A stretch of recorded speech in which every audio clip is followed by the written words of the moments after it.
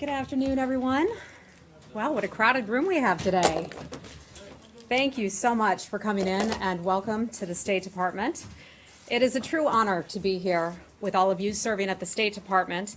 There have been so many incredible Foreign Service officers and civil servants who have dedicated their careers to this country, who have helped me to prepare for this role. So I'd like to thank all of you. I'd like to thank you, the press corps, for your patience and the job that you do each and every day in covering the State Department and our foreign policy. I've met many of you, have had a chance to talk with many of you, and I know how passionate you are about the issues as well as press coverage. You're well informed, and I look forward to working with you more closely every day. There's some new faces in the room here today, even to the old hats here. You'll recognize some new people. Some of them have taken great personal risks to be here and to do their jobs. They've been forced to leave their countries, including Syria and Afghanistan, because they've been threatened with physical harm or worse. And that is a good reminder. They're an inspiration for all of us about why we're here talking about foreign policy. We see how it inspires and affects others around the world. As a former journalist, I pledge to work with you to get you answers in a timely fashion and advocate for greater access to information. I've been here a little more than a month, and many of you have graciously understood how long it takes to prepare for this role. So thanks to some of you who provided me with that patience. During this time, we've tried to fulfill your insatiable appetite for news with other news items of great interest. We have brought in some of our acting assistant secretaries to speak about Venezuela, to speak about North Korea, to speak about Syria and other issues. Some of these have been on camera, as you know. Others have been phone briefings. One of the phone briefings had nearly 100 reporters on that call. So thank you for your participation in that, and we look forward to bringing you more as news warrants with those events. A couple things I want to get to that are happening today. The Secretary is returning to Washington, D.C. tomorrow from the annual Osmond meeting. This time it was held in Australia, and they stopped in New Zealand. In Australia, the Secretary and Secretary Mattis met with their counterparts to talk about cooperation in the Asia-Pacific and beyond, and also rolling back North Korea's illegal nuclear and ballistic missile programs. They also talked about defeating ISIS and the work our forces will perform shoulder to shoulder in places like Afghanistan. In Afghanistan today, the United States participated in the Kabul Process for Peace and Security Conference that was convened by the Afghan government. That brings together nearly 30 international partners to hold candid conversations about methods to advance peace, security, and connectivity for Afghanistan and the region. The conference also reaffirms our shared commitment to our Afghan friends, to regional security, and the fight against terrorism and extremism. The United States was represented at that meeting by Deputy Assistant to the President and Senior Advisor for South and Central Asian Affairs at the National Security Council, Lisa Curtis. Also, the Acting Special Representative for Afghanistan and Pakistan, Laurel Miller, and the U.S. Embassy Kabul Chargé d'Affaires, Ambassador Hugo Lawrence.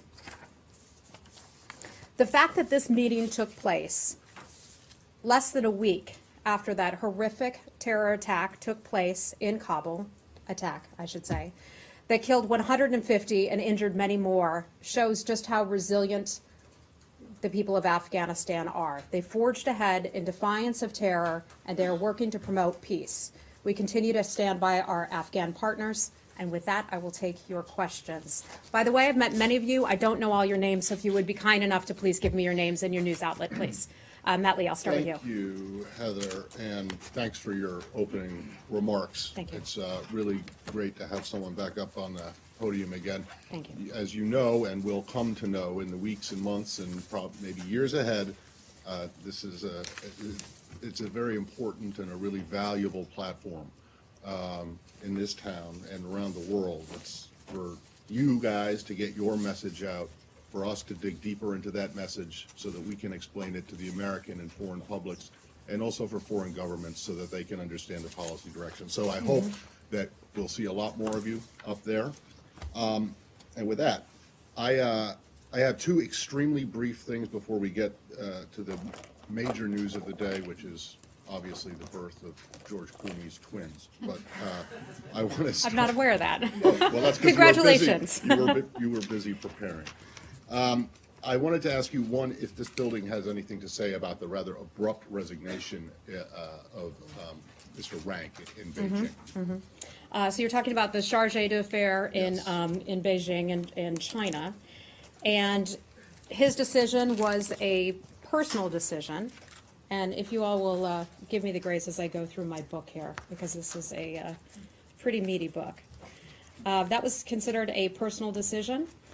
We know that he spoke to staff there. Give me a second. We appreciate his years of dedicated service to the State Department. And for anything more on that, I just have to refer you to Mr. Rank as to his decision why he decided. Okay. And then secondly, late last night, there was a statement that went out in your name about the death of the head of the UNFPA, UN Population Fund, in which you said that Dr. Babatunde was a tireless advocate for the health of women and girls, pressing for stronger, more affordable, accessible maternal health and reproductive health care services for millions of women in the developing world. If that is the position of the administration and the position of this building, that Dr. Babatunde and the UNFPA have done all this good work, why are you cutting all funding for it? Well, look, we would send out that announcement because he passed away. And he has done a lot of good work over the years on behalf of the United Nations in that arena. So we wanted to express our condolences to his family and thank him for the time that he has performed that work.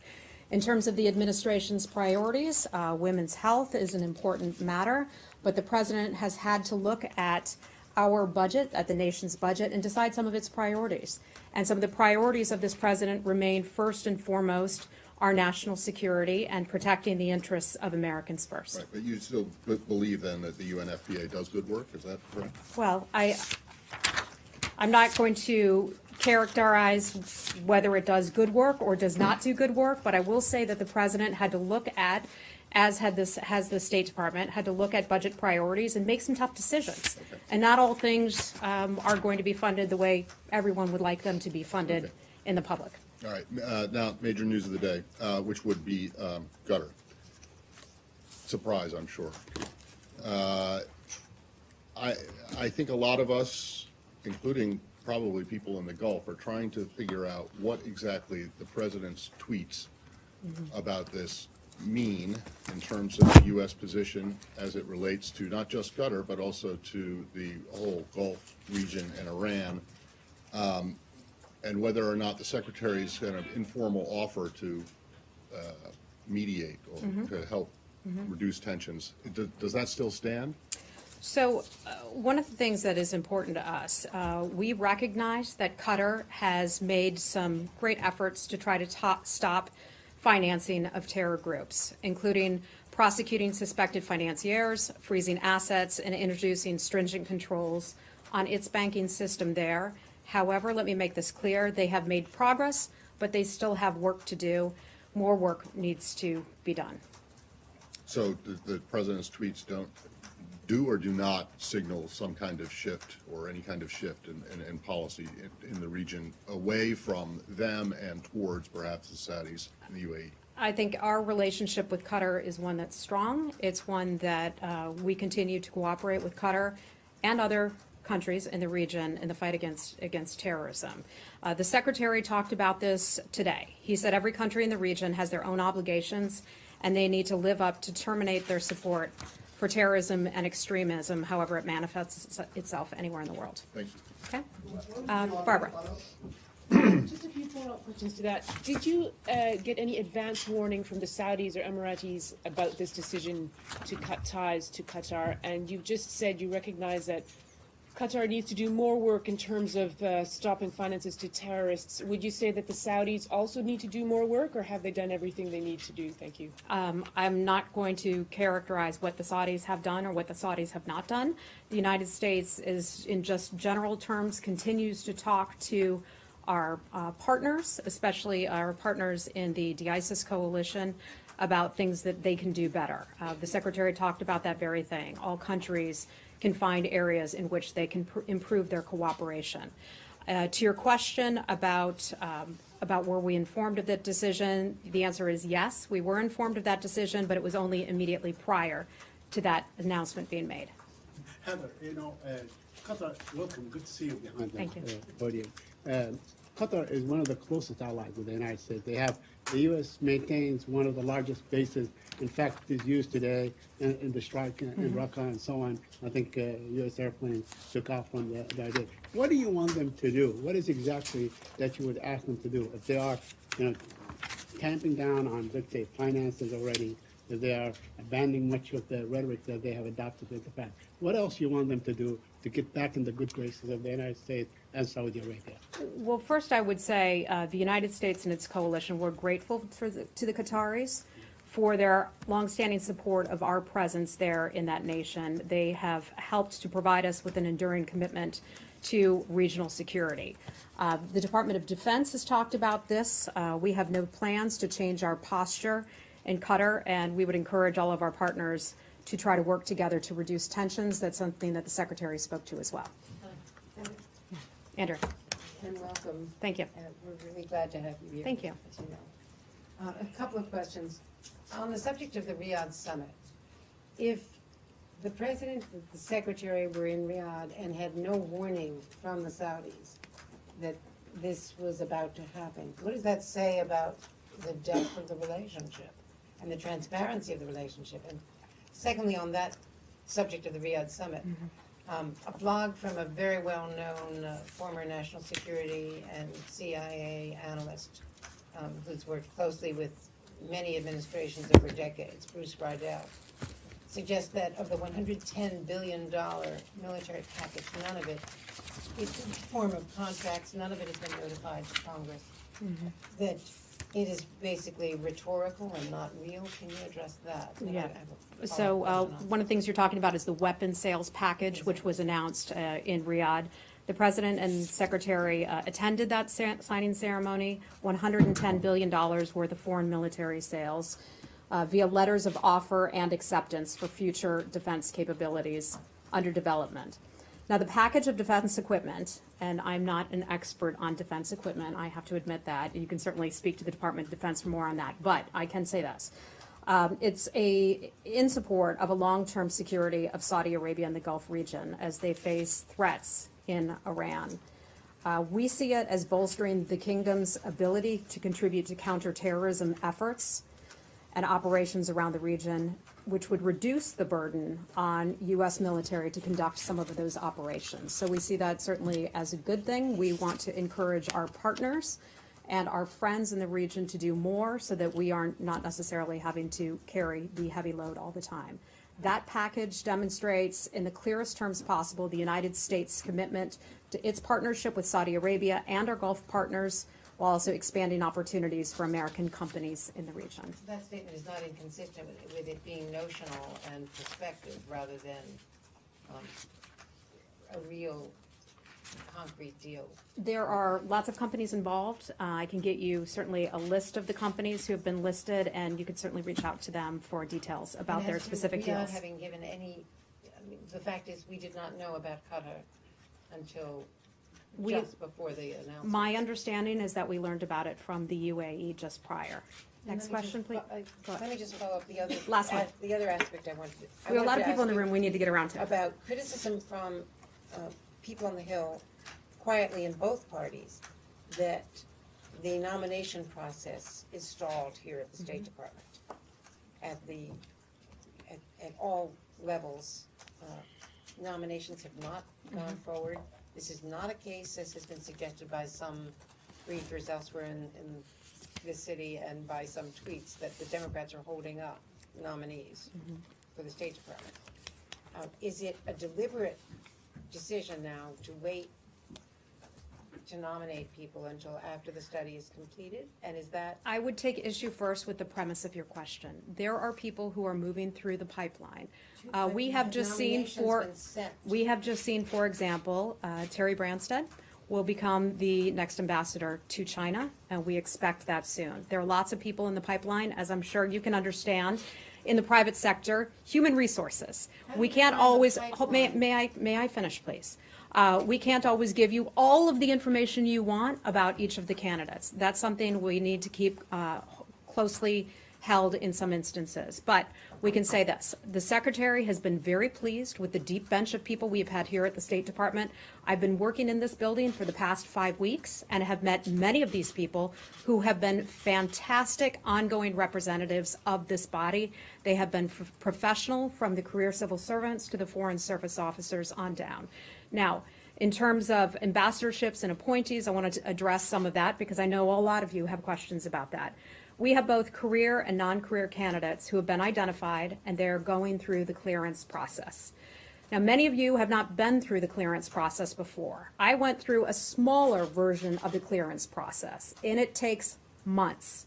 Ambassadors have to go through even more. They need not just their interim security clearances, they need their full security clearances. So it's going to take these things longer. Financial vetting they have to go through. This just takes time. That is a matter of fact. There are plenty of people in the pipeline for not just ambassadorships, but also, I'm going to throw out an acronym. I know you folks love acronyms.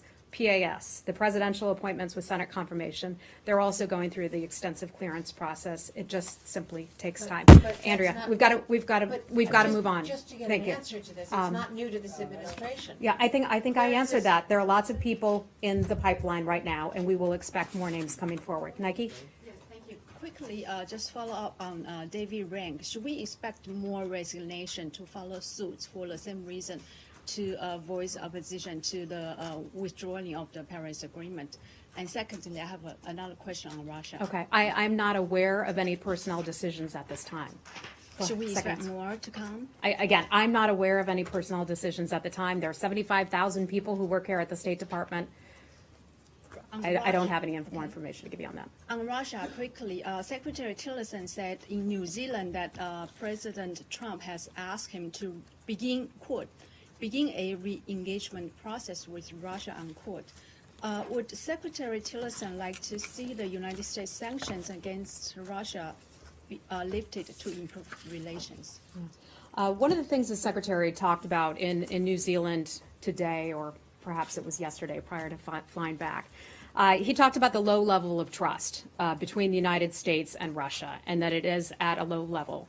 The President asked the Secretary to begin a re-engagement process with Russia to first stabilize that relationship and look for areas where we can cooperate together. An example of that includes ISIS. We are going to identify areas of mutual interest where we can work together, but it's important to note in areas where we do not see eye to eye with Russia, we will continue to stand up for our interests and our values and the values of our partners. There was another part to your question? Another question. Does the United States, does the State Department share concerns from the Congress over allegation of Russia's interference in the U.S. democratic process? What should the U.S. do to stop the Russia from doing that again? So the Secretary has talked about this himself. He's spoken about it in various interviews, and he said this. So I can't do any better than quote from what the Secretary said himself. It's been well documented. I don't think there's any question that Russians were playing around in our electoral process. The real impact here is that it serves yet again to undermine the trust between the United States and Russia. So we have a lot of work to do. Okay. Michelle. Thanks, Heather. We heard the Secretary talk about the Qatar situation, and then we saw a tweet from the President on it that seemed to be at least a bit at odds with that, and that's not the first time we've seen that dynamic in foreign policy. How does the Secretary feel about the President's tweeting? This is, again, something that the Secretary has addressed. And among the things that he has said about it is that this is serving the President pretty well. The Secretary had says, I don't intend to advise him on how he ought to communicate. That's up to him. So I think we'll let that stand for itself. And how does the Secretary feel about the way London has handled its most recent attack, in particular the mayor of London? Well, we stand shoulder to shoulder with our British friends and allies. We have no stronger, no greater ally than the British. We certainly have experienced terrorism, as have they, in particular with 2 attacks in the past week or so alone. So we will continue to stand by and support the British government as they do that, and I think that's firm and that's clear. Are the president's tweets other making the question. relationship more complicated? I don't think so. We will always be a strong ally with the British government and with the British people. Nick? Heather, on Nikki Haley's speech to the UN Human Rights Council, can you say whether the Secretary supports her threat to withdraw from that body, and also did her office clear that speech with the State Department before she gave it? So Ambassador Haley in Geneva today before the United Nations there. And one of the things that she has made clear is her sincere interest and the administration's interest in reform at the United Nations. She was before the Human Rights Council today, and one of the things that she has said is that the Human Rights Council needs to essentially earn its name. We should put people on the Human Rights Council who belong there, who don't just make pledges to be there, they have records that allow them to be there. She said we have to change the elections at the United Nations so that countries are forced to make the case for their membership based on those records and not on those promises. So did she clear that speech with the State Department before she gave it? I'm not aware if she did or not, but the Secretary, Ambassador Haley and Secretary Tillerson work closely together, and we work closely together with United Nations at the U.S. mission there.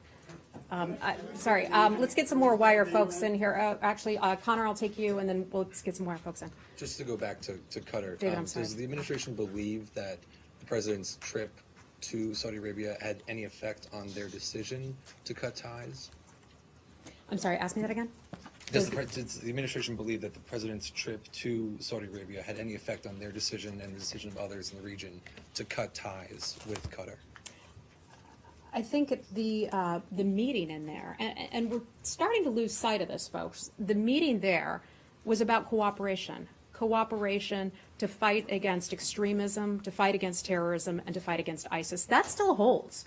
One of the things that was agreed upon by all the entities there is that that is a priority, and that's one thing we can work together on. So that was the message then to those countries in the regions who ended up cutting ties anyway. Look, I think there were always going to be issues that individual countries have with one another, but what they agreed to is the top line issue of working together to fight extremism, and I don't think that is going to change. Let me move on. Dave, go ahead. Sorry. Thank you. The president said that this shows that his trip was quote, paying off. What did he mean by that then? I'd have to refer you to the White House on that question. Dave. Thank you. In the aftermath of the attack in London, the U.S. Embassy in London tweeted support for the Mayor of London. The President of the United States tweeted criticism of the Mayor of London. Have your missions been given guidance on how to respond to the presidential tweets? Should they regard them as reflective of administration policy? Should they promote them and use them in their own messaging? And should they defend the president's tweets if they are criticized by foreign nationals in the places that they are? Those individuals who serve in our missions around the world are considered to be professionals. They are expected to use their judgment when they put together things that go out on social media, and I don't think that would change. They are entitled, maybe that's too strong of a word, but entitled to use social media. They are entitled as well to communicate with folks on the ground. That is a part of their job. We expect them to use it responsibly. But have they been given any specific guidance as regards to the president's tweets? Do they represent administration policy from your missions? I'm not aware of any communications going between the State Department and everyone there, but I can tell you that we expect them to just use their judgment. Okay, let's move folks around. Miss, I'm sorry, remind me your name? Patty. Did the building have an issue with any of these, with the tweets that I am mentioned? not aware of any issue with the tweets in particular. On Riyadh, you just said the top line was that they were working together to fight extremism, so it was a success. They're not working together at all on anything, so how is it a success? I think, we have members of the de-ISIS coalition who have been contributing different components, if you will, to the fight against terrorism. You just said the top line was that they came out of it united to fight extremism, so they're not cooperating now. These countries are not Oh, cooperating. you're saying they're not cooperating now because With of each this other. rift between. Yes. Look, this is a rift right now that is taking place. The Secretary and other countries have offered to get involved and helped mend this rift. As you know, there have been issues with some of these nations before. We hope and we anticipate that they will be able to work together to work through this and understand that the top issue here is combating global terrorism. And so I'll just leave it at that. Has the secretary made any calls on this himself? Back there, I'm sorry, your name is? Alicia Rose with NHK, Japan Broadcasting. Hi, Alicia. Hi. The North Korean Foreign Ministry sent a delegation to Moscow earlier this week, and North Korea and Russia signed a document agreeing to strengthen their relationship on June 5th. What is your response, and does this undercut U.S. efforts to put pressure on North Korea? Okay, so the question is about North Korea and, North Korea and Russia. And then I have one more on China afterwards. okay, hold on, give me a moment here.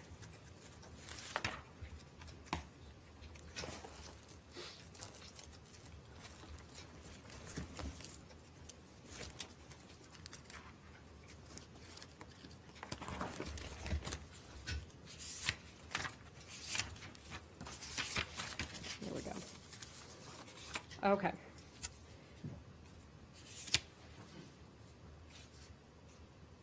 So we have seen reports about Russia apparently making up for China's sanctions on North Korea. I think that's what you're talking about. So we are asking Russia to join us in showing North Korea that the only path to a secure, economically prosperous future is to abandon its unlawful programs that endanger international peace and security. We continue to call upon all countries around the world, not just Russia, many others, to fully implement the relevant UN Security Council resolutions. And we also call on countries to use whatever bilateral leverage they have to convince the DPRK to abandon its destructive path. The U.S. has continued to have many conversations with countries around the world where you may not think have an interest in North Korea, but do, and we've called upon them to do what they can to hold North Korea's feet to the fire and to implement sanctions and follow through with them. Next question, please. And I had one more. Sorry. No, wait, we did a question. Hold on, we did a question already. Washington Post, right? Yeah. I wanted to ask about China, which has rejected the U.S. request to release the labor activists. Okay. So, given how much time and attention that you have put into improving the relationship at the highest level, I was wondering what your reaction is and what's your next step. Okay.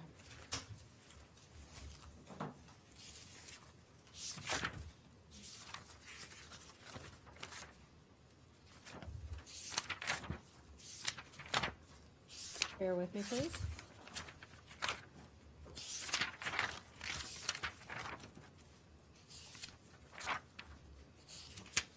Don't worry, you're nowhere near record. Under your predecessor. Okay. Thank you, Matt. You're referring to the missing human rights lawyer, is that correct? Okay. Pardon me. So we are aware that Chinese authorities formally charged the human rights lawyer Jing Tianyang with subversion of state power, who has been held in detention for 6 months so far. We consider this to be another troubling sign of China's crackdown on lawyers and human rights activists in general. So we call on the government to immediately release and drop charges against him and for Chinese authorities to allow him to return to his family. Secretary Tillerson talked about this over the weekend. He said the United States views the protection of human rights as a fundamental duty of all countries, and we urge the Chinese government to respect universal rights and fundamental freedoms of all of its citizens. And the labor activists? I'm sorry, the labor activists then. Hold on. We have a few issues here right now in that nation.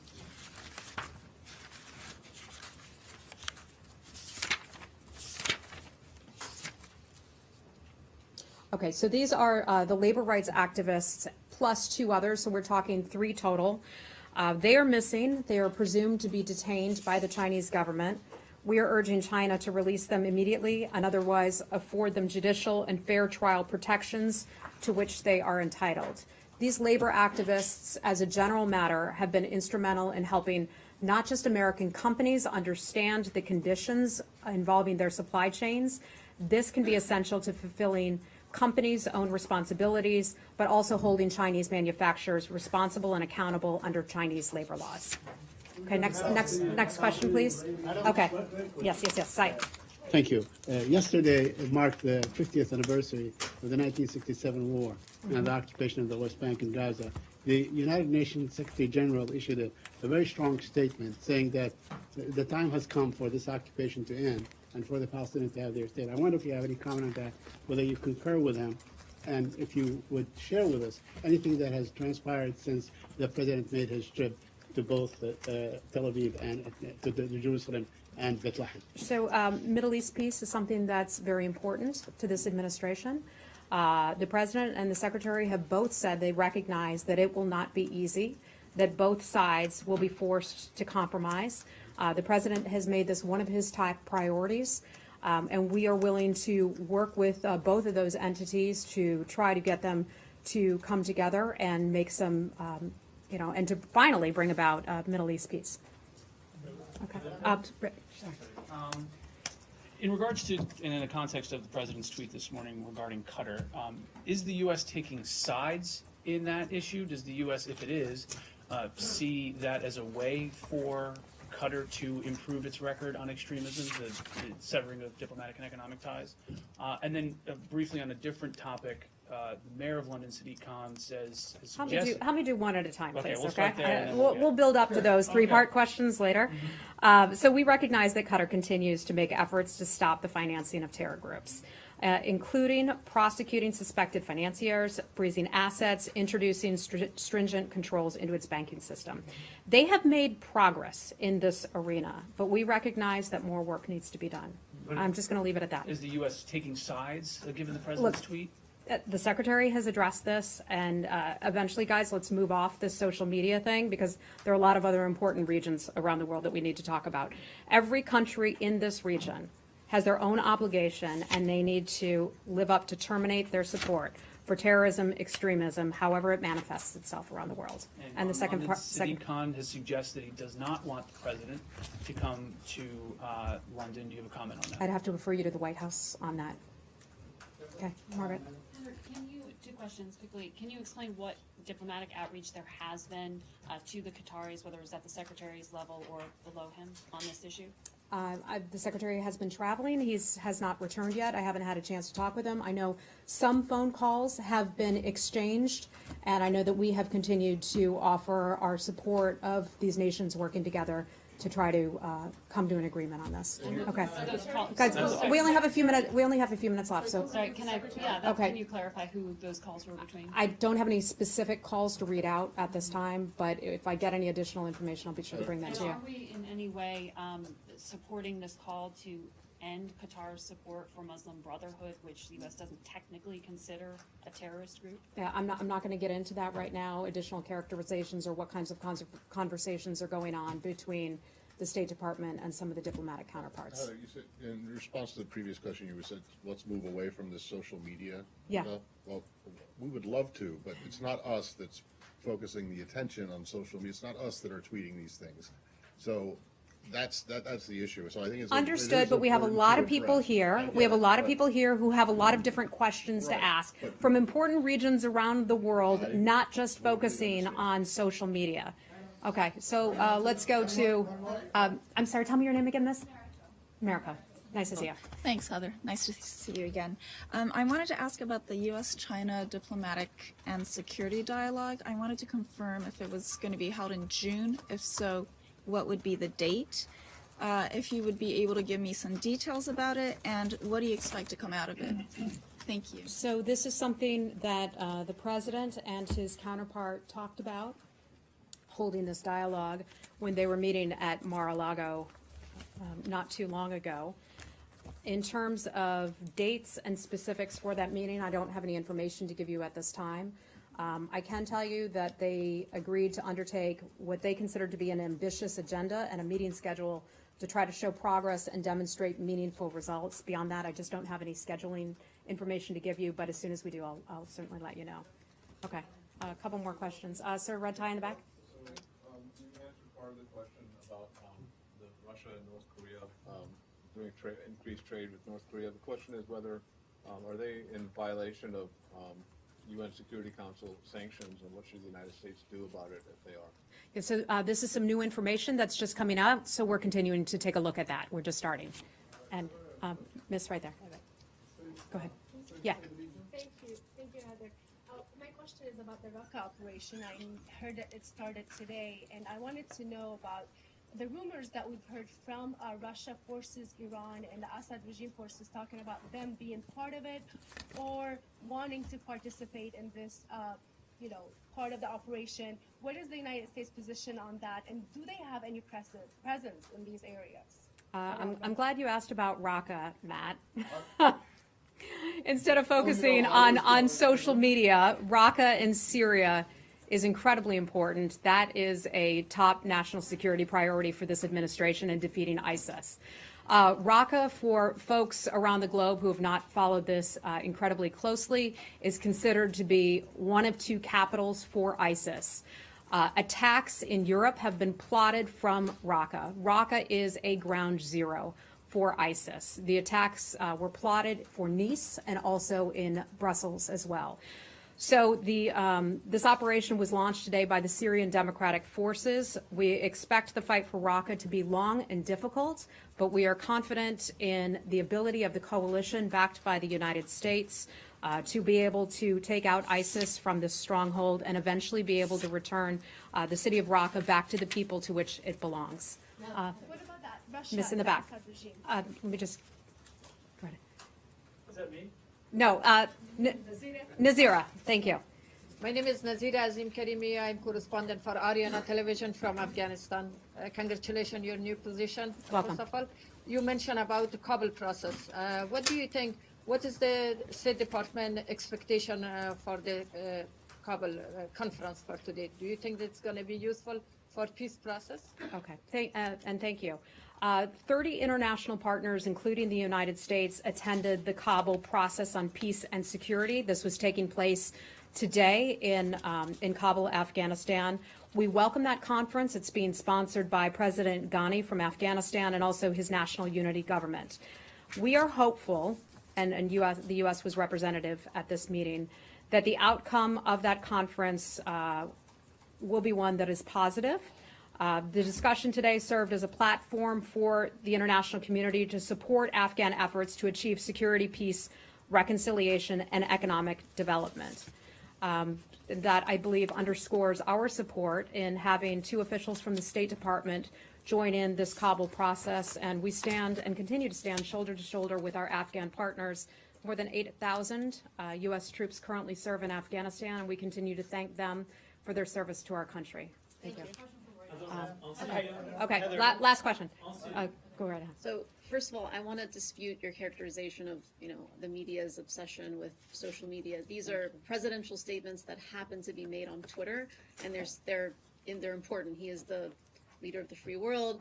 Some would say the most powerful person in the world. He may say these statements on Twitter, but they are presidential statements, and that's how we are going to treat them as. You said earlier that Secretary Tillerson believes, I think you quoted something he said, saying that these tweets serve the president. Does he believe that they serve U.S. foreign policy or U.S. interests, given that they seem to be sort of made in a very freewheeling style that don't necessarily come out of an interagency process that ensures a lot of coordination between the Pentagon, the State Department, and the White House? Does the contradiction that opens U.S. officials up to, does that serve U.S. foreign policy and serve U.S. credibility around the world? The Secretary has spoken to this, so I'll go back to it again. He spoke to this morning in New Zealand.